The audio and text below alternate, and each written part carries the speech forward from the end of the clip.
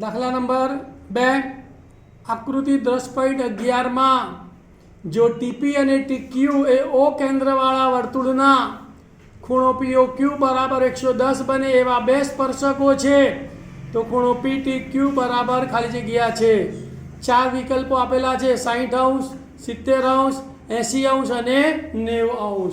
તો જુઓ હવે બોર્ડ ઉપર આપણને આકૃતિ આપેલી છે એમાં ટીપી અને ટીક્યુ આ બે સ્પર્શકો છે અને ખૂણો POQ બરાબર 110° છે।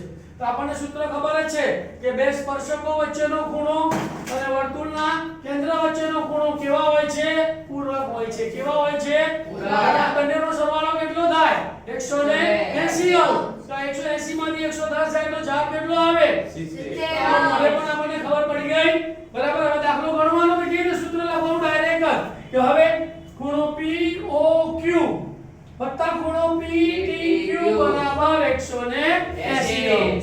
POQ ની જગ્યાએ કેટલા મૂકવાના? 110 વત્તા PTQ ના PTQ બરાબર 180 પ્લસ 110 સામે જાય તો માઈનસ। તો માટે ખૂણો PTQ બરાબર 180° ઓછા 110°। 180 માંથી 110 ગયા તો 70°। તો શરત શું યાદ રાખવાની ભાઈ બોલો કે ભાઈ બે સ્પર્શકો વચ્ચેનો ખૂણો અને વર્તુળના કેન્દ્ર વચ્ચેનો ખૂણો કેવા હોય છે? પૂરક હોય છે। કેવા હોય છે? એટલે કે આ બંનેનો સરવાળો કેટલો થાય? 180। તો જે ખૂણાનું માપ આપ્યું હોય અને સામેનો ખૂણો શોધવો હોય તો 180 માંથી શું કરી દેવાના? બાદ કરી દેવાના। ઓકે, લખી કાઢો।